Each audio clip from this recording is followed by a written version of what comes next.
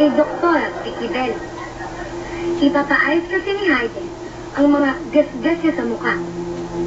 Dulot ng paggasgas na nito sa mga pinya.